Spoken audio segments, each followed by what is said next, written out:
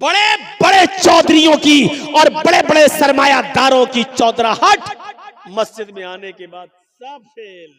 मस्जिद के बाहर अपने आप को बड़ा कहना, छोटा कहना, तू बड़ा मैं बड़ा, तू छोटा मैं छोटा, ये मस्जिद के बाहर कहना। मेरे घर में आए हो तो सब बराबर हो, खान भी हो, अंसारी भी हो, तेली भी हो, सो भी जिस बिरादरी के मानने वाले हो, सब लोग मेरे घर में एक हैं। एक गरीब आदमी का बच्चा आलिम कुरान है, आलिम है, हदीस है, पढ़ के आया है मदरसे से, बहुत गरीब है बच्चा बेचारा, उसका बाप ज़कात ले लेके खाता है और अपने बच्चों को खिलाता है। लेकिन अगर इल्म में माहिर और आगे है, मौलवी है, हाफिज है, तो वो मुसल्ले इमामत पे खड़ा होगा और बड़े से बड़ा अमीर उसके पीछे नमाज पढ़ेगा। ये मसावात का दर्स अगर किसी मजहब ने इज्तिमाई शक्ल में दिया है तो वो इस्लाम। यही आजान की आवाज पार्लियामेंट में एमपी और एमएलए मुसलमानों के लिए भी है, और यही आजान की आवाज सड़कों पर भीख मांगने वाले भिखारियों के लिए भी है। दोनों एक ही वक्त में मस्जिद में आएंगे। अमीर के लिए कोई अलग वक्त और गरीब के लिए कोई अलग वक्त नहीं। अमीर के लिए कोई और मस्जिद नहीं और गरीब के लिए कोई और मस्जिद नहीं। मेरे घर में आए हो तो सब बराबर हो, सब फकीर हो। यहां मांगो मुझसे, अपने घर में दौलत दिखाना, मेरे घर में तुम सब फकीर हो। अंतुमुल फुकरा, आए मस्जिद में आने वालों तुम सब फकीर हो, तुम सब मेरे फकीर हो। वल्लाहु गनीयुन हमीद, अल्लाह गनी है, वो बेनियाज है, वही काबिल तारीफ है। बस अल्लाह ही मालिक है और सब फकीर हैं। ये दर्स देता है इस्लाम। मसावात का दर्स अगर देता है तो इस्लाम देता है। या युहन्नास इन्ना खलकनाकुम मिन ज़करिन व उन्सा वजअलनाकुम शुऊबन व क़बाइला लितारफू इन्ना अक्रमकुम इंदल्लाहि अत्काकुम। आए संपूर्ण जगत की मानव जाति, आए सारी दुनिया के इंसानों, हमने तुम्हें एक ही मर्द और एक ही औरत से पैदा किया है। तुम्हारा बाप एक, तुम्हारी माँ एक, तुम सब आदम की औलाद हो, तुम सब हव्वा के बेटे हो, तुम सबका एक ही बाप है मनु आशु, और तुम सबकी एक ही माँ है शत्रुपा ह्युबती। तुम सब इसी माँ के और इसी बाप के बेटे हो। ये कुरान ने सबको भाई भाई कहा है, सबको कहा तुम सारी दुनिया के इंसानों, तुम्हारा बाप एक है, तुम्हारी माँ एक है। इन्ना खलकनाकुम मिन ज़करिन व उन्सा। और इस्लाम लाने के बाद सारे काले गोरे के फर्क को मिटा दिया जाता है। देख लीजिए, हय्या अलस सलाह की आज़ान की आवाज जब कानों में पड़ती है, अमीर गरीब सब अल्लाह के घर में जमा है। अंसारी भी है, खान भी है। मस्जिद के बाहर अपने आप को बड़ा कहना, छोटा कहना, तू बड़ा मैं बड़ा, तू छोटा मैं छोटा, ये मस्जिद के बाहर कहना। मेरे घर में आए हो तो सब बराबर हो, खान भी हो, अंसारी भी हो, तेली भी हो, सो भी जिस बिरादरी के मानने वाले हो, सब लोग मेरे घर में एक हैं। बड़े बड़े चौधरियों की और बड़े बड़े सरमायादारों की चौधराहट मस्जिद में आने के बाद सब फेल। क्यों? तुम सब फकीर मांगने ही तो आए हो। पूरी नमाज क्या दुआ ही तो है, पूरी नमाज क्या भीख ही तो है। आप अल्लाह से मांगी तो रहे हो, इहदिना सिरातल मुस्तकीम, अल्लाह को सीधा रास्ता दिखा। आप मांगी तो रहे हो, अल्लाहुम्मा ग़फ़िरली, अल्लाह मुझे बख्श दे, वरहमनी, मेरे ऊपर रहम फरमा, वहदनी, मुझे हिदायत दे, वआफ़िनी, मुझे आफियत दे, वरज़ुक़नी, और मुझे रिज़्क़ दे। अरे मांग ही तो रहे हो तुम अल्लाह से। पूरी नमाज तो भीख है, यानी आप अल्लाह से मांगने गए हैं। आप तो खुद साबित कर रहे हैं कि अल्लाह मालिक है और हम फकीर, और तुम किसी गरीब आदमी को भगाओगे। इसी मंजर को देखकर तो डॉक्टर अंबेडकर ने कहा था, ये देखिए अमीरी गरीबी के फर्क को मिटा दिया गया है, काले गोरे के फर्क को मिटा दिया गया है। यही तो इस्लाम है, यही तो दर्स दिया है मोहम्मद रसूलुल्लाह ने। इस्लाम यही दर्स। हजरत उमर फारूक पेशाब कर रहे हैं और उनका गुलाम कहता हुआ चीखता हुआ निकला, ये अमीरुल मोमिनीन, अमीरुल मोमिनीन, अमीरुल मोमिनीन। हजरत उमर फारूक को नहीं देख पाया वो, और अमीरुल मोमिनीन पेशाब कर रहे, उनको गुस्सा आ रहा, कमीना अमीरुल मोमिनीन चिल्ला रहा, पता नहीं मैं पेशाब कर रहा हूं, ऐसे कैसे उठ जाऊंगा। जब इस्तंजा करके फारिग हुए तो उसको जी देख नहीं रहे हो कि मैं पेशाब कर रहा था? अमीरुल मोमिनीन एक थप्पड़ दिया उसके गाल पर। हाँ बोलो क्या बात? उसने अपनी कुछ बात बताई और कहा ठीक है अच्छा चलो हो जाएगा। उसके बाद जब जाने लगे, हजरत उमर फारूक इधर मुड़े, वो इधर मुड़ा। उनका गुलाम कहने लगा अमीरुल मोमिनीन, आप मुझे जिस काम के लिए भेज रहे हैं मैं जा रहा हूं, लेकिन थोड़ी सी गुजारिश है। कहा जी बोलो। अभी अभी आपने मेरे गाल पर जो थप्पड़ मारा है, बस आपको मैं इतना कहना चाहता हूं कि थोड़ा सा अकेले में जाकर, अपने घर में तन्हाई में जाकर थोड़ी देर के लिए इतना सोच लेना कि ये थप्पड़ आपने जायज मारा है कि नाजायज मारा है। इतना एहसास कर लेना, कहीं आपने धोखे में और उजलत में, जल्दबाजी में तो मेरे गाल पे थप्पड़ नहीं मार दिया। मुझे तो अपनी कोई गलती नजर नहीं आ रही थी, हो सकता है कि आपको कोई गलती नजर आए। अगर कोई गलती नजर आ जाए तो मुझे भी बता देना। अमीरुल मोमिनीन ने कहा साफ साफ गलती है। जब तुम देख रहे हो कि मैं पेशाब कर रहा हूं, बैठा हूं इस्तंजे के लिए, फिर तुम अमीरुल मोमिनीन चिल्ला रहे हो। कोई आदमी पेशाब छोड़कर कैसे आ जाएगा?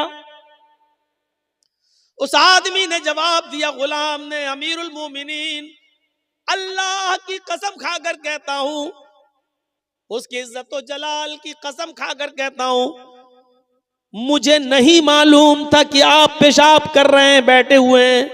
मेरी नजर तो आपके ऊपर पड़ी नहीं।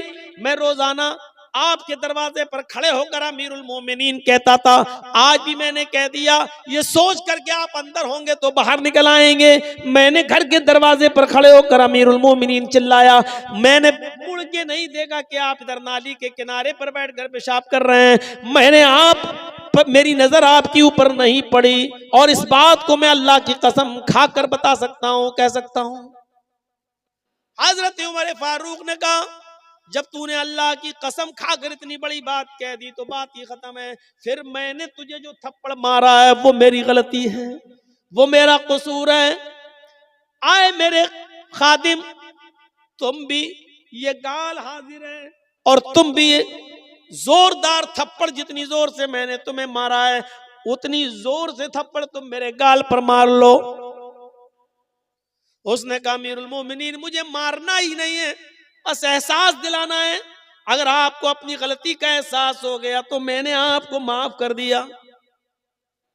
फरमाया उसको पकड़कर कि तुम इसलिए माफ कर रहे हो क्योंकि मैं अमीरुल मोमिनीन हूं, तुम मेरे नीचे हो, खादिम हो। ऐसा ना हो कि कल कयामत के दिन तुम मेरा गरीबान पकड़ लो और कयामत के दिन तुम मेरा बदला ले लो। नहीं, तुम्हें आज बदला लेना होगा। उस खातिम ने, उस गुलाम ने कहा अमीरुल मोमिनीन, मैं उसी अल्लाह की कसम खाकर कहता हूं कि मैंने दिल से आपको माफ कर दिया है। जब आपने अपनी गलती का एतराफ कर लिया है तो मैं दिल से माफ कर रहा हूं। मैं अल्लाह की इज्जत व जलाल की कसम खाकर कहता हूं, कयामत के दिन मैं आपसे बदला लेने का कोई हकदार नहीं हो सकता, इसलिए कि मैं आपको इसी दुनिया में अल्लाह के लिए माफ कर रहा हूं। जब हजरत उमर ने ये सुना तब उसको छोड़ा गया। जब तुमने अल्लाह की कसम खाकर मुझे माफ कर दिया तो अमीरुल मोमिनीन, ये तो हिंदुस्तान जैसे एक मुल्क के नहीं, 22 लाख मुरब्बा मील पर हुकूमत करने वाली शख्सियत, 22 लाख मुरब्बा मील। अरब भी, ईरान भी उसी में, मिस्र भी उसी में, आजरबाईजान भी उसी में, उर्दू भी उसी में, अलजायर भी उसी में, शाम भी उसी में। गौर कीजिए, इतनी सारे के सारे जो आज अलग अलग मुल्क बन गए हैं, इतनी बड़ी बस्ती के अकेले 22 लाख मुरब्बा मील पर हुकूमत करने वाली शख्सियत, और अपने आप को बदले के लिए पेश कर रही है, मुझे भी मारो। क्यों? क्योंकि इस्लाम लाने के बाद अमीर और गरीब का कोई फर्क नहीं। गाल के बदले गाल, हाथ के बदले हाथ, गर्दन के बदले गर्दन। मैंने तुम्हें मारा है, तुम मुझे। ये है मसावात। इस्लाम दीन तौहीद है, दीन रिसालत है, दीन मसावात है, दीन अदल है, दीन तकवा है। और अभी मैंने जो आपको बताया है मसावात का युद्ध, इस्लाम दीन सहल भी है, आसानी है इसके,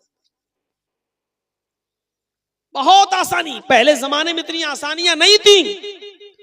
5 वक्त की नमाज फर्ज है, इतनी जबरदस्त फर्जियत है नमाज की कि किसी भी हाल में और किसी भी कंडीशन में माफ नहीं है।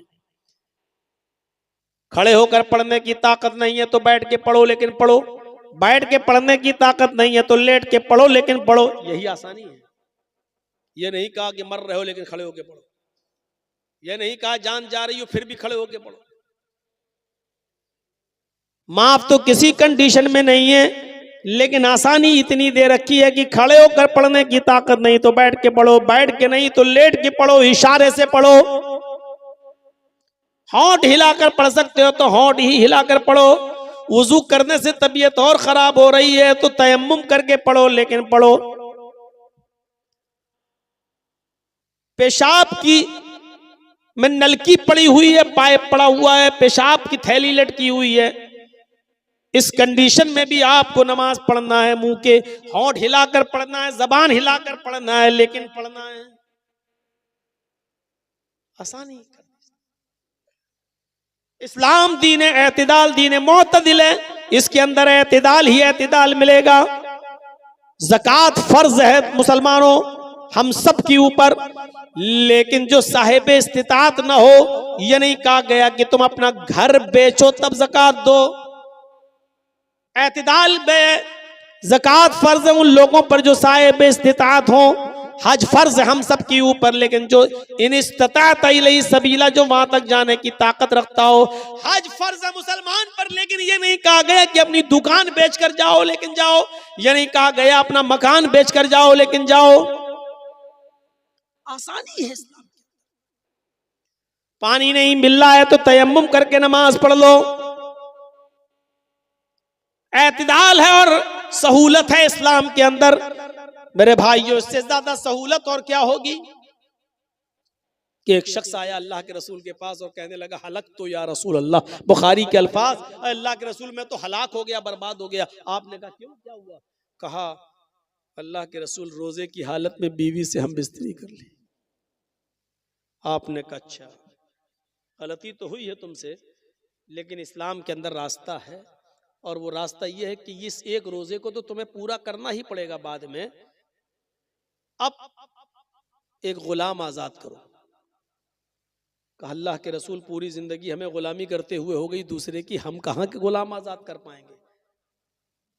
अल्लाह के नबी ने फरमाया तो दूसरा ऑप्शन भी है, अगर गुलाम आजाद करने की ताकत नहीं है तो 60 रोजे रखो मुसलसल, पे दर पे कंटिन्यू, शहरैनी मुतताबिऐन, कंटिन्यू रखना है, रेगुलर पर पे दर पे, एक भी छूटना नहीं चाहिए बीच में। 60 रोजे मुसलसल बिला किसी उज़्र और बिला किसी बीमारी के, एक भी रोजा आपने अगर छोड़ दिया तो अब तक जितने रखे वो सब बेकार। मसलन अगर आपने 50 रोजे रखे, अब सोचा कि थोड़ा 2-4 दिन आराम कर लें, 10 ही तो रह गए हैं, और जहां आपने बिला किसी उज़्र के, बिला किसी बीमारी के एक रोजा भी छोड़ दिया, वो 50 बेकार, फिर से रखो 1 से 7। कहता कितने? का 60। कहा अल्लाह के रसूल एक रोजे का तो ये हाल है, बीवी से मिल बैठा, 60 रोजे कहां से रख लूंगा, मेरे पास 60 रोजे रखने की भी ताकत नहीं। आपने कहा फिर एक और तीसरा रास्ता है, बस आखिरी, लास्ट वे, आखिरी रास्ता। कहा क्या है, बताइए बताइए। आपने फरमाया 60 मिस्कीनों को खाना खिलाओ। सोचने लगा। आपने कहा क्या सोच रहे हो? कहा कि अल्लाह के रसूल इसके अलावा कोई? का नहीं, सिर्फ 60 मिस्कीनों को, अब ये आखिरी रास्ता है। कहा अल्लाह के रसूल आपको शायद मेरी कंडीशन मालूम नहीं है। आपने कहा क्या हुआ? कहा मेरा अपना यह हाल है कि अगर सुबह खाने को मिल जाए तो शाम को भूखा सोता हूं, और शाम को मुझे और मेरी फैमिली को अगर खाने को मिल जाए तो सुबह से लेकर शाम तक भूखा रहता हूं। हमें दोनों टाइम खाना नहीं मिल पा रहा है, मैं 60 मिस्कीनों को खाना कहां से खिला सकता हूं? नहीं है। 3 ही ऑप्शन होते हैं और तीनों उसके पास नहीं है। तो अल्लाह के रसूल ने कहा अच्छा लो, रुको मैं तुम्हारे लिए इंतजाम करवाता हूं, कुछ तो करना पड़ेगा तुम्हें, ऐसे थोड़ी बीवी हलाल हो जाएगी तुम्हारे लिए। नमाज का वक्त होता है, नमाज के बाद आपने ऐलान किया सहाबा से, ये तुम्हारा भाई है, रोजे की हालत में बीवी से हम बिस्तरी कर बैठा है, गुलाम आजाद करने की ताकत नहीं, रोजे रखने की ताकत नहीं, मिस्कीनों को खाना खिलाने की ताकत नहीं, इसके लिए चंदा करो, जो किसी के पास हो लेकर आओ, इसकी मदद करो। ये अपने इलाके के गरीबों मिस्कीनों में तकसीम कर देगा, इसका कफारा अदा हो जाएगा, इसकी पेनाल्टी अदा हो जाएगी। अच्छा, अब लोग अपने घर से लाए, कोई 2 खजूर, कोई 5 खजूर, कोई 10 खजूर, कोई कुछ, एक टोकरा भर गया, इतनी बड़ी थैली। अल्लाह के रसूल ने अपने हाथ से उठाकर उसको दिया, लो ये तुम्हारे भाइयों ने तुम्हारे लिए चंदा किया है, पकड़ो इसको। कहा मैं क्या करूं इसका अल्लाह के रसूल? ताज्जुब देखिए।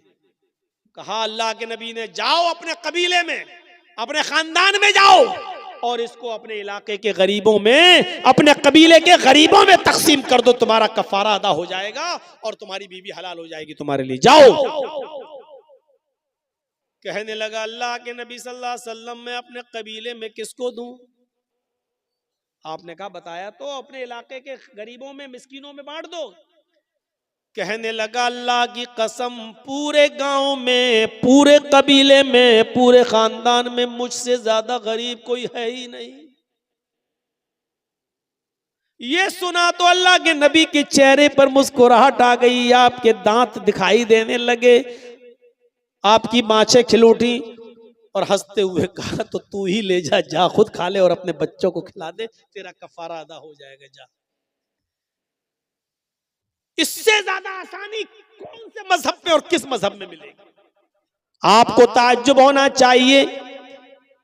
एक मौका तो ऐसा आया कि जब मक्के से मदीना की तरफ अल्लाह के नबी जनाब मोहम्मदुर रसूलुल्लाह तशरीफ ले जा रहे हैं और मदीने में जब एंट्री करते हैं तो मदीने की औरतें अपने छतों के ऊपर चढ़कर देख रही हैं कि देखें मोहम्मदुर रसूलुल्लाह सल्लल्लाहु अलैहि वसल्लम की सवारी किसके मकान पर रुकती है।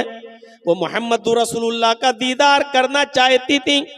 मदीने की औरतें मदीने की अपने घरों की छतों पे चढ़ गईं और मदीने की छोटी छोटी बच्चियां 6-6 साल की, 5-5 साल की, अपने हाथों में ढोल लेकर दफ बजा रही हैं, दफ बजाती जा रही हैं।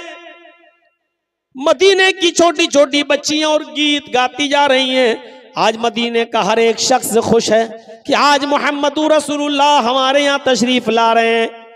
जब नबी अकरम की सवारी मदीने में एंट्री करती है, मदीने की औरतें छतों पे चढ़ के ये मंजर देख रही हैं कि देखें आज मोहम्मदुर रसूलुल्लाह की सवारी किसके यहाँ रुकेगी। और छोटी छोटी बच्चियां गीत गा रही हैं और उन गीत में अल्फाज उनके ये जबान से अदा हो रहे हैं, तलाल बद्रु अलैना मिन सनय्यातिल वदाई, तलाल बद्रु अलैना मिन सनय्यातिल वदाई वजब शुक्र अलैना मा दआ लिल्लाहि दाई। ये अल्फाज उनकी जबानों से अदा हो रहे हैं, उनकी जबान से ये जुमले निकल रहे हैं, तलाल बद्रु अलैना मिन सनय्यातिल वदाई।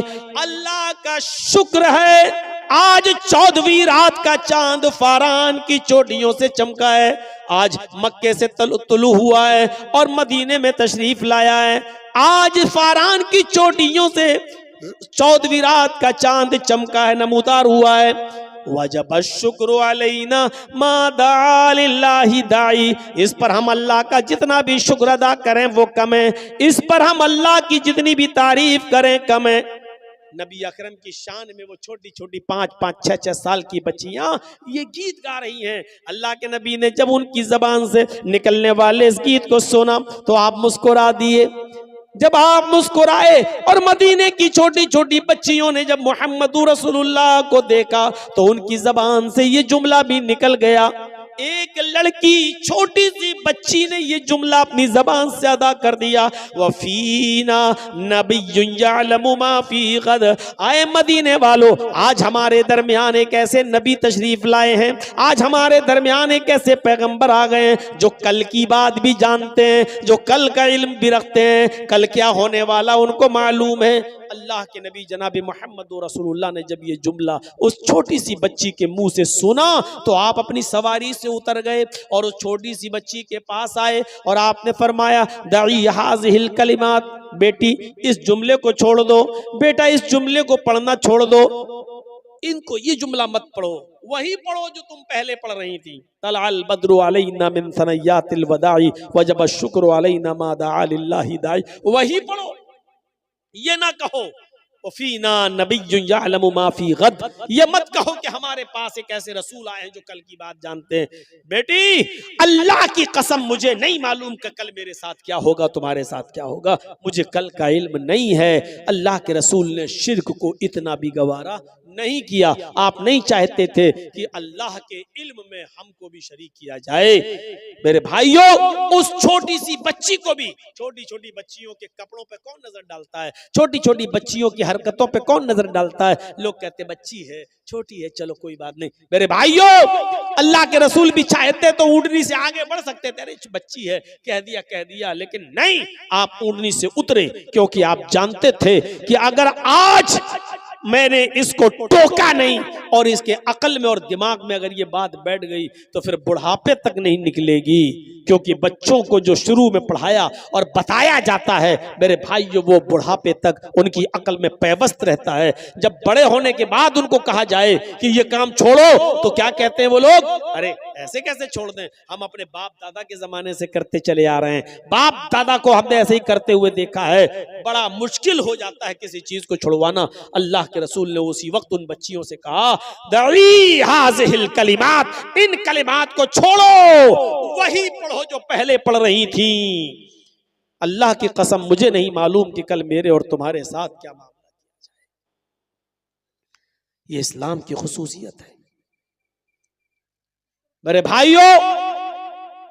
इस्लाम की एक खुसूसियत यह है कि वो दीन तौहीद है। तौहीद हर मजहब में मिलेगी, यहूदियत में तौहीद, ईसाइयत में तौहीद, हिंदू भाइयों में तौहीद, लेकिन साथ में शिर्क भी है। जो ईसाइयत ये कहती हो देयर इज नो गॉड, अल्लाह के अलावा कोई माबूद नहीं है, और उसी ईसाइयत में ये लिखा हुआ हो कि ईसा और मरियम और अल्लाह ये तीनों एक और एक तीन, 1/3 3/1, एक तीन में डिवाइड, तीन एक में, यानी अल्लाह ही ईसा है, अल्लाह ही मरियम है, ईसा ही अल्लाह है, ईसा ही मरियम है, मरियम ही अल्लाह है, मरियम ही ईसा है। यह अकीदा हो जिसका, ईसाइयत में यह है देयर इज नो गॉड, कोई खुदा नहीं अल्लाह के अलावा।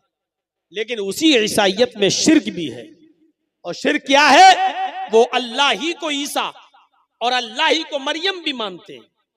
वो ईसा ही को अल्लाह और ईसा ही को मरियम मानते हैं, वो मरियम ही को अल्लाह और मरियम ही को ईसा भी मानते हैं। एक को तीन और तीन को एक, ईसाइयों का एक बहुत बड़ा तबका इस अकीदे का हामिल है। यहूदियों में चले जाओ तो उज़ैर अलैहिस्सलाम को अल्लाह का बेटा मानते हैं। ईसाइयों का एक दूसरा तबका ईसा को अल्लाह का बेटा कहता, सन ऑफ गॉड, और बाकायदा बाइबल में लिखा है I will pray the father, मैं अपने बाप से ये दुआ करूंगा। ईसा अलैहिस्सलाम ये कह रहे हैं कि मैं अपने पिता से, अपने बाप से ये दुआ करूंगा, यानी अल्लाह से। ईसा अलैहिस्सलाम अल्लाह को अपना बाप मान रहे हैं। ईसाइयों का एक बहुत बड़ा गिरोह ईसा को सन ऑफ गॉड कहता, अल्लाह का बेटा कहता है।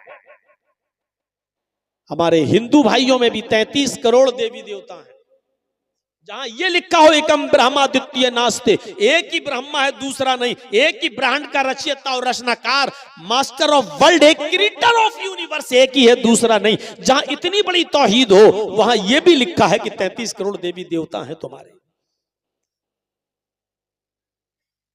यचित्तियो यो पिम्मिम्मा नस्तस्मा देवी शोरीरिशा, यजुर्वेद के इस मंत्र को देखिए, जहां ये लिखा उसी से मांगो वही सब कुछ देने वाला है। यचित्तियो यो पिम्मिम्मा, उसी से मांगो वही सब कुछ देने वाला है। नस्तस्मा देवी शोरीरिशा, उसके अलावा कोई भी देवी देवता तुम्हें कुछ नहीं दे सकता। जहां इतनी बड़ी तौहीद हो वेदों के अंदर, वहां यह भी हो कि तुम्हारे 33 करोड़ देवी देवता हैं। रोजाना एक देवी को या एक देवता को आप खुश कर सकते हो, और 33 करोड़ को करना जरूरी है। सबको खुश करो। और यह भी कहा एक दिन में एक ही होगा, दो नहीं हो सकते। और एक भी अगर ना खुश रहा, अप्रसन्न रहा, तो जिंदगी भर की तपस्या भंग, जिंदगी भर की इबादत बेकार। अब आप बताइए 33 करोड़ देवी देवताओं को खुश करने के लिए कितना समय चाहिए, कितने दिन चाहिए? 33 करोड़। एक दिन में एक खुश होगा, एक दिन में दो नहीं हो सकते। तो 33 करोड़ दिन चाहिए 33 करोड़ देवी देवताओं को खुश करने के लिए। इंसान के पास इतना समय कहां है कि वो 33 करोड़ दिन तक जिंदा रह सके और 33 करोड़ देवी देवताओं को खुश कर सके। कुरान करीम तौहीद से भरा हुआ, तौहीद की दावत देते हुए कहता कुल हुवल्लाहु अहद, आए नबी कह दो कि अल्लाह एक है, अल्लाहुस समद, वो बेनियाज है, लम यलिद वलम यूलद, इसी पर पूरी तौहीद टिकी हुई है। लम यलिद वलम यूलद, उसने किसी को नहीं जना और न वो जना गया है, यानी उसको भी किसी ने नहीं जना, न उसने किसी को पैदा किया, न उसको किसी ने पैदा किया। लम यलिद वलम यूलद, न वो किसी का बेटा है न उसका कोई बेटा है। लम यलिद, न उसने किसी को जना, यानी न वो किसी का बाप है। वलम यूलद, न वो जना गया, यानी न वो किसी का बेटा है, न उसका बाप है, न उसका बेटा है, न उसकी बीवी है। ये तौहीद है खालिस। ये है उदऊनी अस्तजिब लकुम, मुझसे मांगो मैं तुम्हें दूंगा। ला तदऊ मिन दूनिल्लाहि मा ला यनफउका वला यजुर्रुक फ़इन फ़अल्त फ़इन्नका इज़म मिनज़ ज़ालिमीन। अल्लाह को छोड़कर तुम किसी ऐसी हस्ती को मत पुकारो, अल्लाह को छोड़कर तुम किसी ऐसी हस्ती की इबादत न करो, किसी को अपनी हाजत रवाई और मुश्किल कुशाई के लिए मत पुकारो। मा ला यनफउका वला यजुर्रुक, जो तुम्हें न नफा पहुंचा सकती है न नुकसान पहुंचा सकती है।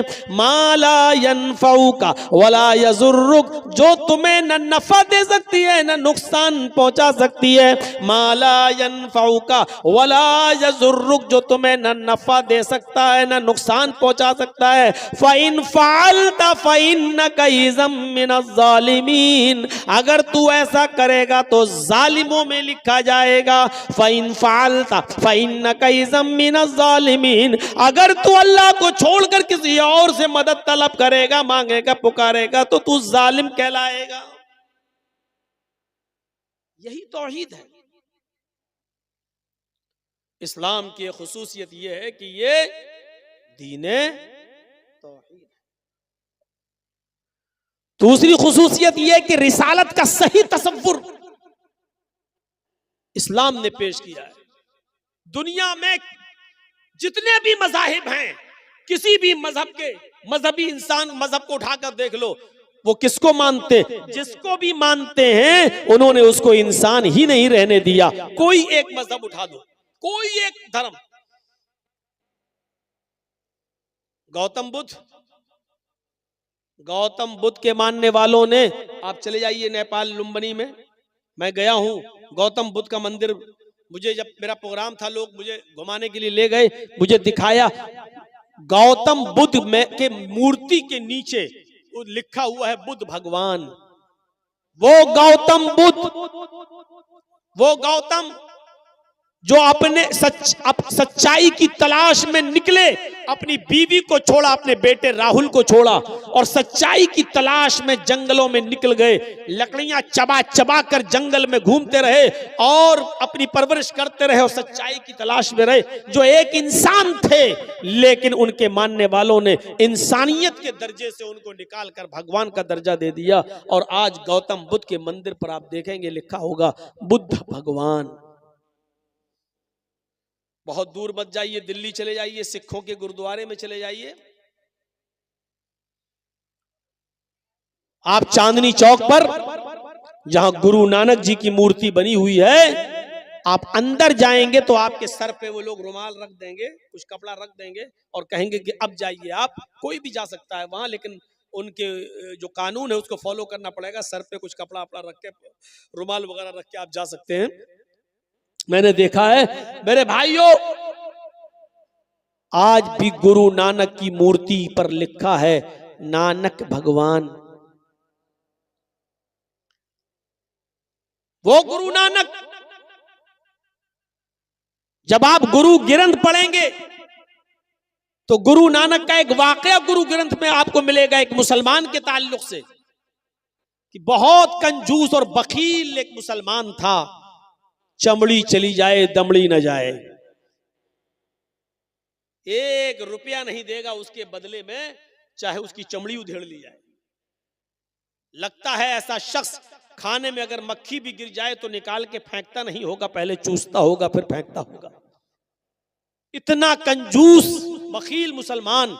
जब नानक जी को पता चला, ये गुरु ग्रंथ में लिखा है उनकी किताब में, जब उनको पता चला है तो गुरु नानक उसके पास एक सुई लेकर गए। वो सुई जो कपड़ा सिलते हैं जिससे हम लोग, एक छोटी सी सुई उसके पास लेकर गए और गुरु नानक ने उस मुसलमान आदमी से कहा कि मेरे भाई, मैं ये छोटी सी सुई लेकर आया हूं। उसने बड़ी इज्जत की उस गुरु नानक की और कहा ये बैठिए। उसने नाश्ता पानी चाय जो भी उस दौर में चलता था उसने खिलाया पिलाया, और इस गुरु नानक ने चलते वक्त उस मुसलमान को सुई दी और सुई देकर कहा ये आज रख लीजिए, मैं आपके पास अमानत के तौर पे रख रहा हूं, ये सुई आज रख लेना अपने पास संभाल कर, और मैं जा रहा हूं। तुम्हारे धर्म में तुम्हारा अकीदा ये कि एक दिन इंसान मरेगा, फिर दोबारा उसको उठाया जाएगा, कयामत के दिन उसका हिसाब व किताब होगा। मुसलमान ने कहा जी हाँ। फरमाया बस इस सुई को तुम अभी रख लो, अपने बेटों को भी नसीहत कर दो कि जब तुम मरो तो ये सुई भी तुम्हारे साथ तुम्हारी कब्र तक पहुंचा दें। कल कयामत के दिन जब उठो और जब अल्लाह तुम्हारा हिसाब व किताब ले तो ये सुई मुझे कल कयामत के दिन दे देना। वो मुसलमान कहने लगा आपका दिमाग तो नहीं खराब है, भला ये सुई लेकर कोई ऊपर जाएगा है? तो गुरु नानक ने यही बात उसकी पकड़ ली। गुरु ग्रंथ में लिखा है कि गुरु नानक ने उस मुसलमान से कहा कि जब एक छोटी सी और मामूली सी सुई तुम ऊपर नहीं ले जा सकते तो इतनी बड़ी दौलत, इतना बड़ा कारोबार, इतनी बड़ी फैक्ट्री, इतने बड़े मकानात और जमीनों जायदाद के तुम मालिक हो, फिर भी तुम्हारे दरवाजे के पास मोहताज और फकीर मायूस होकर मजबूर होकर लौट जाता है, तुम उसको एक दिरहम नहीं, एक दीनार नहीं, 1 रुपया तक नहीं देते हो, तुम एक फूटी कौड़ी नहीं देते हो, उसको भगा देते हो, तो क्या ये सारी की सारी चीजें अपनी छाती पर रखकर ले जाओगे? उस मुसलमान पर बड़े बड़े मुल्ला मौलवियों का असर न पड़ा, लेकिन गुरु नानक की इस बात का इतना असर पड़ा कि गुरु नानक लिखते, गुरु ग्रंथ में लिखा है कि उस मुसलमान ने गुरु नानक की बात मानकर अपनी जमीनों जायदाद सदका और खैरात कर दी, अपना मालो दौलत तकसीम कर दिया, सब गरीबों और मिस्कीनों में लुटा दिया। गुरु नानक ये मिसाल मुसलमान की देकर अपने सिख भाइयों को बताना चाहते थे कि देखो एक मुसलमान हमारी बात इतनी मानता है, तुम सिख बिरादरी के होकर हमारी बात नहीं मानते हो। मैं बताना ये चाहता हूं कि सिखों ने भी उस महान पुरुष को, उस गुरु नानक को भगवान का दर्जा दे दिया, इंसान नहीं रहने दिया। गौतम बुद्ध को बुद्ध भगवान, गुरु नानक को नानक भगवान। जैनियों में चले जाओ तो उन्होंने महावीर जी को भी महावीर भगवान का दर्जा दे दिया। हिंदू भाइयों में आ जाओ, कृष्ण जी और रामचंद्र जी को भी भगवान का दर्जा दे दिया गया। ईसाइयों में चले जाओ, ईसा अलैहिस्सलाम को सन ऑफ गॉड, अल्लाह का बेटा कह दिया गया। मुझे बताओ दुनिया में ऐसा कौन सा मजहब बाकी है जहां उन्होंने अपने यहाँ आने वाले महान पुरुष को पुरुष और इंसान ही रहने दिया हो, सिवाय इस्लाम के।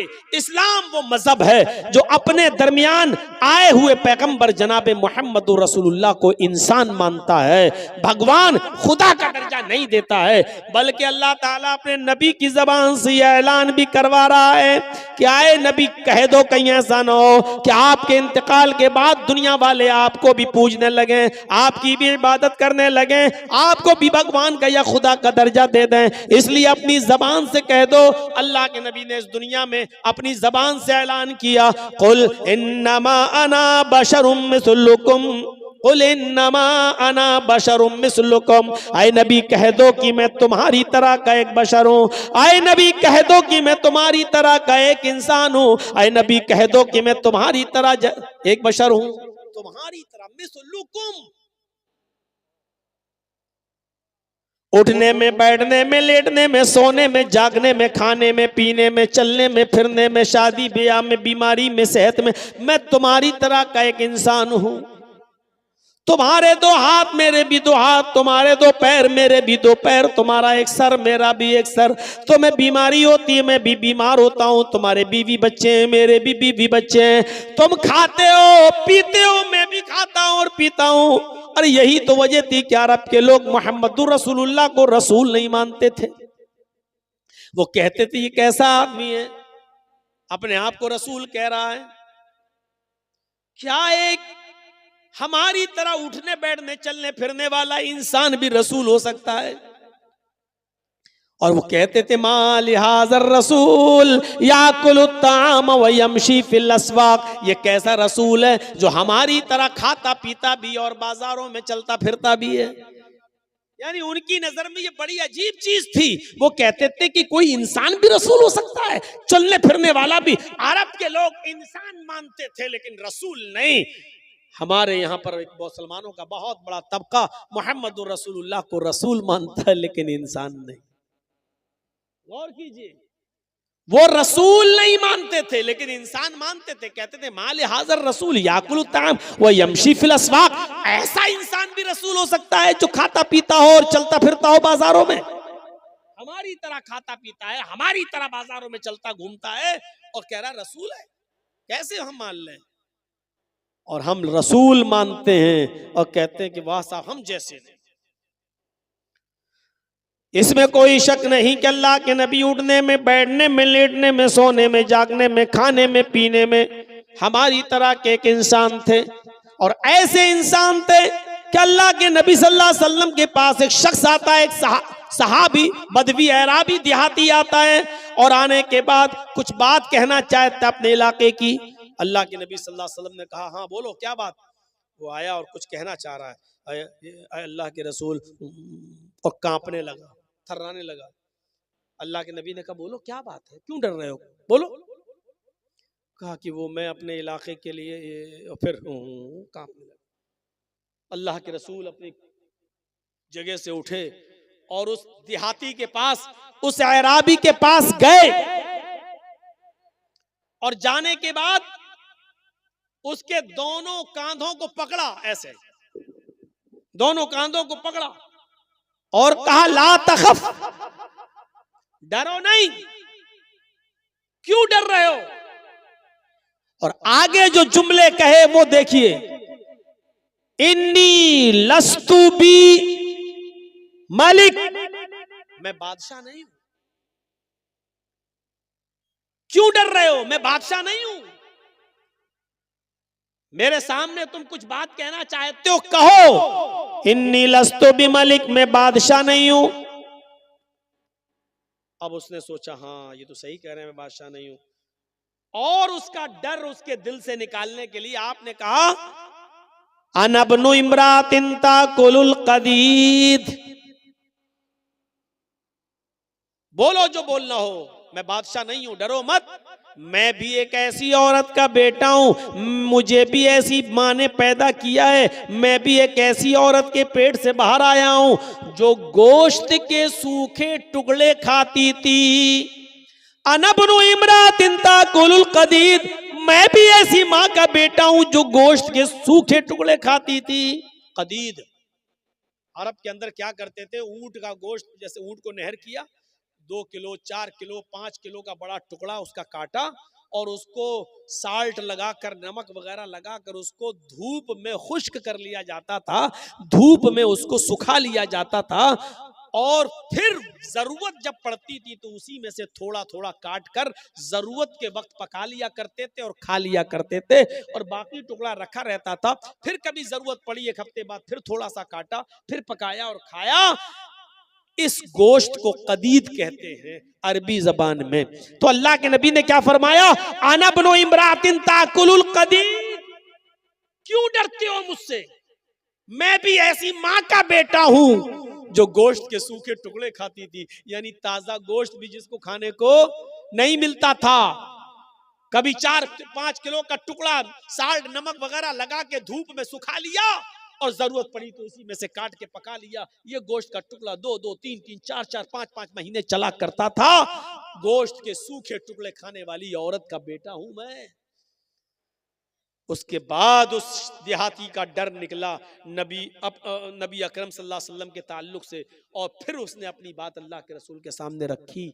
मैं बताना ये चाहता हूं कि लोगों ने तसव्वुर क्या दिया है अपने अपने महान पुरुषों के बारे में। किसी ने बुद्ध भगवान, किसी ने नानक भगवान, किसी ने महावीर भगवान, किसी ने कृष्ण भगवान, किसी ने राम भगवान, किसी ने सन ऑफ गॉड ईसा को अल्लाह का बेटा, किसी ने कुछ, किसी ने कुछ।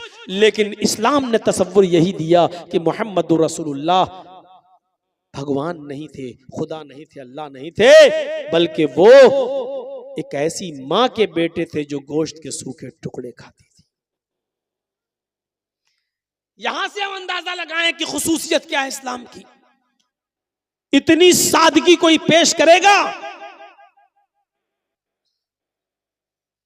अल्लाह के नबी सल्लल्लाहु अलैहि वसल्लम ने भी कभी अपनी जबान से ऐसे जुमले अदा नहीं किए, न करवाए, बल्कि आपको लोगों को यह सिखाने में अच्छा लगता था कि ला इलाहा इल्लल्लाह मुहम्मदुर रसूलुल्लाह, मुहम्मदुर रसूलुल्लाह के अलावा आप ये कहलवाया करते थे कि ये कहो अशहदु अन्ना मुहम्मदन अब्दुहु व रसूलुहु। इसमें अब्दियत का इकरार भी है और रिसालत का इकरार भी है।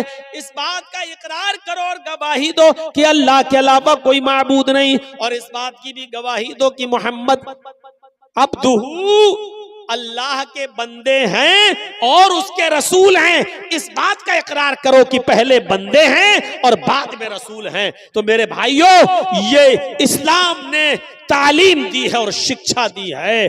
जब आपने यहूद और नसारा को देखा, जब आपने यहूद और नसारा को देखा कि वो अपने अपने नबियों की कब्रों को सजदा कर रहे हैं, तो आपको बड़ा मलाल हुआ। कुछ लोग हियरा बस्ती है एक मुल्क के शाम के अंदर, कुछ लोग कुछ हियरा बस्ती से आए मुसलमान, वहां उन्होंने उस बस्ती के अंदर शाम में देखा कि वहां के यहूदी और ईसाई अपने अपने आलिमों को और अपने अपने बुजुर्गों को सजदा कर रहे हैं। तो ये लोग अल्लाह के नबी के पास जब मदीने आए तो अल्लाह के रसूल से कहने लगे, आए अल्लाह के नबी सल्लल्लाहु अलैहि वसल्लम, मैंने हीरा बस्ती के अंदर शाम के इलाके में यहूदी और ईसाइयों को देखा है कि वो अपने अपने नबियों को और अपने अपने बुजुर्गों को सजदा कर रहे हैं, तो क्या मैं आपको सजदा ना करूं? फिर उन्होंने एक और सवाल कर दिया, अय अल्लाह के नबी, जब आप इंतकाल फरमा जाएं, जब आप इस दुनिया से रुखसत हो जाएं और आपको कब्र में दफन कर दिया जाए, अल्फाज देखिए हदीस के, फरमाया अल्लाह के नबी सल्लल्लाहु अलैहि वसल्लम ने, क्या उन लोगों ने पूछा क्या मैं आपको सजदा ना करूं? जब यहूद और नसारा अपने अपने बुजुर्गों को, उलमा को सजदा कर रहे हैं, तो आप तो ज्यादा हकदार हैं, मैं आपको सजदा ना करूं? तो अल्लाह के नबी ने क्या कहा उनसे, लौ मररता बिक़ब्री अन अतसजुदु लहू, लौ मररता बिक़ब्री अतसजुदु लहू, क्या कल मेरे इंतकाल के बाद तुम मेरी कब्र के पास से गुजरोगे तो क्या तुम उसको सजदा करोगे? वो क्या कह रहे हैं, अय अल्लाह के रसूल, मैंने देखा है कि लोग अपने अपने उलमा को सजदा कर रहे हैं, यहूद व नसारा अपने अपने बुजुर्गों को सजदा कर रहे हैं, तो क्या मैं आपको सजदा ना करूं? वो जिंदगी में इजाजत मांग रहे हैं साहबा, क्या मैं आपको सजदा ना करूं? और आप जिंदगी में तो छोड़ो, आप उनसे सवाल कर रहे हैं, लऊ मररत बिक़ब्री तस्जुदु लहू, क्या तुम मेरी कब्र के पास से गुजरोगे तो सजदा करोगे? कोई मुआफिकत देख रहे हैं सवाल और जवाब में? वो इजाजत मांग रहे हैं साहबा कि मैं क्या आपको सजदा ना करूं, यानी आप भी तो जिंदा, क्या मैं आपको सजदा ना करूं? तो अल्लाह के रसूल सल्लल्लाहु अलैहि वसल्लम कह रहे हैं, क्या तुम मेरी कब्र के पास से गुजरोगे तो सजदा करोगे? यानी आपको फिक्र अपनी जिंदगी की नहीं है, आपको फिक्र है अपने इंतकाल के बाद कहीं ये लोग मेरी कब्र को सजदा ना करने लगे।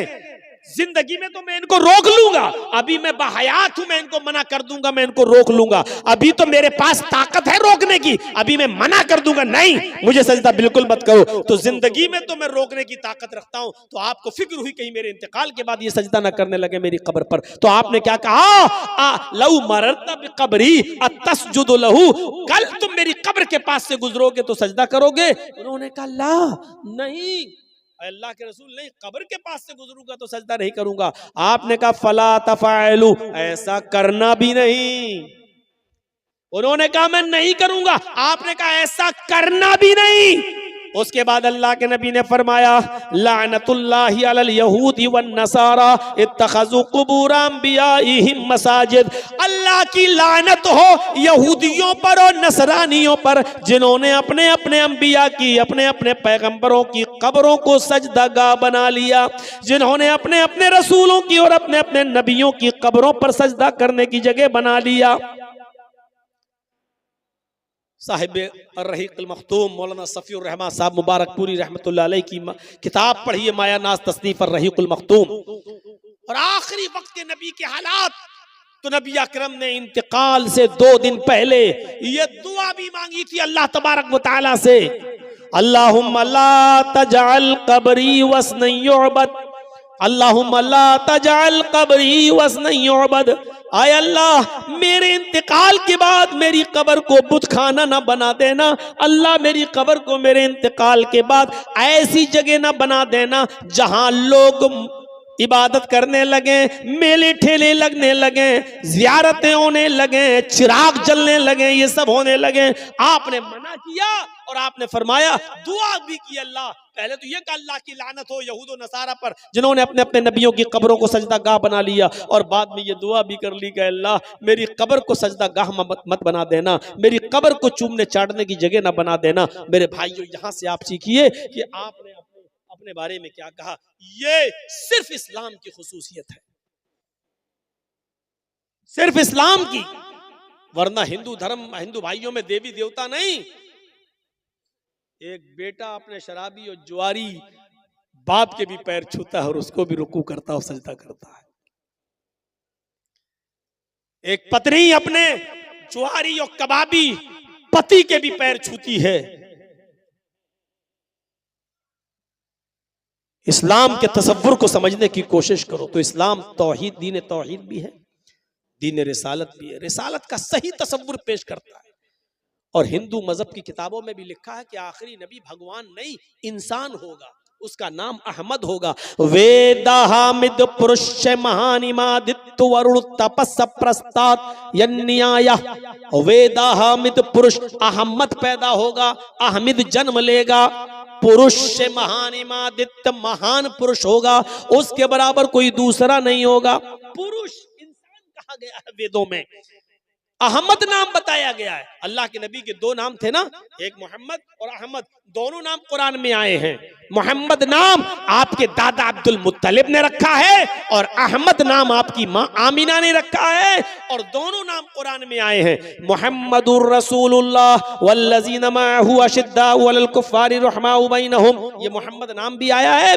और ईसा अलैहिस्सलाम ने बशारत दी अपनी कौम को, तो कहा था व मुबश्शिरम बिरसूलिन याती मिन बअद इस्मुहु अहमद, मैं तुम्हें खुशखबरी सुनाता हूँ एक ऐसे रसूल की जो मेरे बाद आएगा, उसका नाम अहमद होगा। मोहम्मद और अहमद दोनों नाम आए और वेदों में क्या कहा गया, वो भगवान नहीं होगा, अहमद उसका नाम होगा, पुरुष इंसान होगा, महान इमादित्य, इतना बड़ा महान पुरुष होगा कि उसके बराबर कोई दूसरा नहीं होगा। वरुण तपसा, ईश्वर का अल्लाह का बहुत ज्यादा नाम लेने वाला होगा, अल्लाह का नाम बहुत ज्यादा लेगा। अल्लाह का नाम जितना अल्लाह के नबी ने लिया, हमें कोई लेता हुआ नजर ही नहीं आता। कहां है, मुझे दुनिया अपनी तारीख में दिखलाए कि किसने नाम लिया है अल्लाह का इतना ज्यादा। सुबह से लेकर सोने तक, उठे बिस्तर से, सबसे पहले आंख खुली, आंख खुलते ही अल्लाह का नाम, अल्हम्दुलिल्लाहिल्लज़ी अहयाना बअदा मा अमातना व इलैहिन नुशूर, अल्हम्दुलिल्लाहिल्लज़ी अहयाना, अल्लाह का नाम। अब नमाज पढ़ने के लिए उठ रहे हैं, चाहे तहज्जुद हो या फजर की नमाज हो, तो वुजू बनाने के लिए जैसे ही बैठे, बिस्मिल्लाह, अल्लाह का नाम। वुजू बनाकर फारिग हुए, अशहदु अल्ला इलाहा इल्लल्लाह, अल्लाह का नाम। मस्जिद में कदम रखने जा रहे हैं नमाज फजर के लिए, जैसी मस्जिद में कदम रखते हैं, अल्लाहुम्मा फ़्तह ली अबवाबा, अल्लाह का नाम, अल्लाहुम्मा फ़्तह ली अबवाब रहमतिक, अल्लाह का नाम। मस्जिद में दाखिल होते हैं, नमाज शुरू करते हैं, अल्लाहु अकबर, अल्लाह का नाम। जब तक खड़े हैं अल्लाह की हम्दो सना और तारीफ, अल्लाहुम्मा बाइद बैनी व बैना खताया या सुब्हानक अल्लाहुम्मा व बिहम्दिका व तबारक अस्मुका, अल्हम्दुलिल्लाहि रब्बिल आलमीन अर्रहमानिर रहीम मालिक यौमिद्दीन, अल्लाह की हम्दो सना। अब रुकू में जा रहे हैं तो अल्लाहु अकबर, अल्लाह का नाम। जब तक रुकू में अल्लाह का नाम, सुब्हानक अल्लाहुम्मा रब्बना व बिहम्दिका अल्लाहुम्मा इग़फिरली, अल्लाह का नाम। या सुब्बुहुन कुद्दूसुन रब्बुल मलाइकति वर्रूह, अल्लाह का नाम। या सुब्हान रब्बियल अज़ीम, रब का नाम। रुकू से उठ रहे हैं तो समी अल्लाहु लिमन हमिदा, अल्लाह का नाम। सजदे में जा रहे हैं तो अल्लाहु अकबर, अल्लाह का नाम। जब तक सजदे में हैं अल्लाह का नाम। दोनों सजदों के बीच में बैठे हुए हैं तो रब्बिग़फिरली, रब्बिग़फिरली, अल्लाह का नाम, रब का नाम। या अल्लाहुम्मा ग़फिरली वरहमनी वहदनी वआफ़िनी वरज़ुक़नी, अल्लाह का नाम। आखिरी रकात में बैठे हैं तो अत्तहियात में बैठे हैं तो अल्लाह का नाम, अत्तहियातु लिल्लाहि वस्सलावातु वत्तय्यबात, अल्लाहुम्मा सल्लि अला मुहम्मद, अल्लाहुम्मा बारिक अला मुहम्मद, अल्लाहुम्मा इन्नी अऊज़ु बिका मिन अज़ाबिल क़ब्र व अऊज़ु बिका मिन फितनतिल मसीहिद दज्जाल, या अल्लाहुम्मा इन्नी ज़लमतु नफ़्सी ज़ुल्मन कसीरन व ला यग़फ़िरुज़ ज़ुनूबा इल्ला अंत। अल्लाह के नबी ये दुआ पढ़ा करते थे, अल्लाहुम्मा इन्नी अऊज़ु बिका मिन अज़ाबिल क़ब्र। और अबू बकर सिद्दीक ये दुआ पढ़ा करते थे, अल्लाहुम्मा इन्नी ज़लमतु नफ़्सी ज़ुल्मन कसीरा। दोनों बुखारी के अंदर आई हैं। अल्लाह के नबी सल्लल्लाहु अलैहि वसल्लम से जब अबू बकर सिद्दीक ने पूछा और कहा कि अल्लाह के नबी मुझे कोई ऐसी दुआ बताइए जिस दुआ को पढ़कर मैं अपने गुनाहों की माफ़ी अल्लाह ताला से मांगता रहूं, तो अल्लाह के नबी ने उनको ये दुआ सिखलाई, आए अबू बकर तुम ये दुआ पढ़ते रहा करो, अल्लाहुम्मा इन्नी ज़लमतु नफ़्सी ज़ुल्मन कसीरा वला यग़फ़िरुज़ ज़ुनूबा इल्ला अंत फ़ग़फ़िरली मग़फ़िरतम मिन इंदिका वरहमनी इन्नका अंतल गफ़ूरुर रहीम। ये दुआ सिखलाई थी अल्लाह के नबी सल्लल्लाहु अलैहि वसल्लम ने। और खुद अल्लाह के नबी का मामूल ये था कि आप ये दुआ पढ़ा करते थे, अल्लाहुम्मा इन्नी अऊज़ु बिका मिन अज़ाबिल क़ब्र व अऊज़ु बिका मिन फितनतिल मसीहिद दज्जाल। मेरे भाइयों, अल्लाह का नाम यहाँ पर भी ले रहे हैं। नमाज शुरू की थी तो अल्लाह के नाम के साथ, अल्लाहु अकबर। अब जब नमाज कंप्लीट करके खत्म करने का वक्त आया तो अल्लाह ही के नाम पर खत्म कर रहे हैं, अस्सलामु अलैकुम व रहमतुल्लाह, अल्लाह का नाम। नमाज से फारिग, अब जब तक मस्जिद में बैठे अल्लाह का नाम, अल्लाहु अकबर, अस्तगफिरुल्लाह, अस्तगफिरुल्लाह, अस्तगफिरुल्लाह, अल्लाहुम्मा अंतस्सलाम व मिनकस्सलाम, अल्लाहु ला इलाहा इल्ला अंता सुब्हानका इन्नी कुन्तु मिनज़ ज़ालिमीन, या ला इलाहा इल्लल्लाह वहदहु ला शरीका लहु लहुल मुल्कु व लहुल हम्द व हुवा अला कुल्लि शैइन क़दीर, अल्लाहु ला इलाहा इल्ला हुवल हय्युल क़य्यूम ला तख़ुज़ुहु सिनतुन व ला नौम, क़ुल अऊज़ु बिरब्बिल फ़लक़ क़ुल अऊज़ु बिरब्बिन नास क़ुल हुवल्लाहु अहद, सुब्हानल्लाह, अल्हम्दुलिल्लाह, अल्लाहु अकबर। जब तक मस्जिद में बैठे हैं अल्लाह का नाम। अब मस्जिद से निकल रहे हैं तब भी अल्लाह का नाम, अल्लाहुम्मा इन्नी अस्अलुका मिन फज़लिक। घर में दाखिल हो रहे हैं तो अस्सलामु अलैकुम व रहमतुल्लाह। घर से बाहर निकल रहे हैं बिस्मिल्लाहि तवक्कलतु अलल्लाह रब्बी व रब्बुकल्लाह। किसी आदमी से मुलाकात हो गई, अस्सलामु अलैकुम व रहमतुल्लाह। मुसाफा कर रहे हैं तो यगफिरुल्लाहु लना व लकुम। छींक आई तो अल्हम्दुलिल्लाह, सामने वाला छींक दिया और उसकी मुंह से निकल गया अल्हम्दुलिल्लाह, तो उसको जवाब दे रहे हैं यरहमुकल्लाह। कपड़ा पहन रहे हैं तो अल्लाह का नाम, कपड़ा उतार रहे हैं तो अल्लाह का नाम, घर में दाखिल हो रहे हैं तो अल्लाह का नाम, घर से निकल रहे हैं तो अल्लाह का नाम, किसी ऊंची जगह पर चल रहे हैं तो अल्लाहु अकबर, किसी ऊंचाई से नीचे, पहाड़ी से नीचे उतर रहे हैं तो सुभान अल्लाह। एक मिनट ऐसा बता दो कि जिस मिनट में मोहम्मद रसूलुल्लाह की जबान अल्लाह का नाम न ले रही हो। खाना खा रहे हैं तो बिस्मिल्लाह, खाना खा के फारिग हुए तो अल्हम्दुलिल्लाह। अगर अपनी बीवी से अपने जायज मुतालबात पूरे कर रहे हैं तो उधर भी अल्लाह का नाम, अल्लाहुम्मा जन्निब शैतान व जन्निब शैतानी मा रज़क़ना। गौर करो मेरे भाई, यहां तक कि लैट्रीन और पेशाब और पैखाने में जा रहे हैं तो उधर भी अल्लाहुम्मा इन्नी अऊज़ु बिका मिनल खुब्सी वल खबाइस। पूरा दिन आपका गुजर गया अल्लाह का नाम लेते लेते, अब बिस्तर पे सोने की बारी आई, उठे थे तो अल्लाह का नाम लेकर, अब सो रहे हैं तब भी अल्लाहुम्मा बिइस्मिका अमूतु व अहया वरुल तपसा। अल्लाह का बहुत नाम लेगा, अल्लाह का इतना नाम लिया है तो सिर्फ जनाब मोहम्मद रसूलुल्लाह सल्लल्लाहु अलैहि वसल्लम ने। तो इस्लाम की खुसूसियत क्या है कि ये दीन तौहीद भी है, दीन रिसालत भी है, दीन मसावात, बराबरी का सबसे बड़ा अलंबरदार, मसावात का सबसे बड़ा अलंबरदार। आज भी सेकुलर की बातें होती हैं, लेकिन आज भी किसी मंदिर के अंदर किसी हरिजन की एंट्री आज भी नहीं होती। आज भी कोई ऊंची कौम का आदमी किसी नीची कौम जात की बरादरी के आदमी के साथ एक थाली में नहीं खा सकता है। आज भी ब्राह्मण और हरिजन दोनों एक साथ मिलकर किसी मंदिर में पूजा नहीं कर सकते। डॉक्टर अंबेडकर ने यही सब चीजें तो देखी थी, तो उन्होंने छोड़ दिया था हिंदू धर्म और कहा था कि मैं इस्लाम कबूल कर रहा हूं। लेकिन महात्मा गांधी ने कह दिया कौन सा इस्लाम? हनफी, शाफी, मालिकी, हम्बली, शिया, सुन्नी, बरेलवी, कादियानी, चकलालवी, रिजवी, अहले हदीस। ये क्या, उन्होंने इतने नाम गिना दिए। उन्होंने कहा ओफो, कुरान पढ़ा तो समझ में आ गया, मैं इस्लाम लाने के लिए तैयार। अब इतने मसलक तुमने बता दिए, अब इनमें से कौन अच्छा है? सबको पढ़ना पड़ेगा हमें।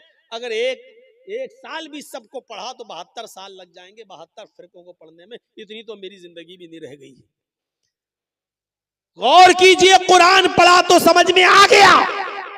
और जब महात्मा गांधी ने उनके सामने हनफी, शाफी, मालिकी, हम्बली, चकलालवी, कादियानी, शिया, सुन्नी, बरेलवी, ये वहाबी, ये सब रखा तो उनका दिमाग चकरा गया। उन्होंने कहा मैं इस्लाम भी छोड़ रहा हूं, अब मैं बौद्ध धर्म कबूल कर रहा हूं। फिर वो बुद्धिस्ट बन गए अपने 20,000 अनुयायियों के साथ। मसावात का दर्स अगर देता है तो इस्लाम देता है।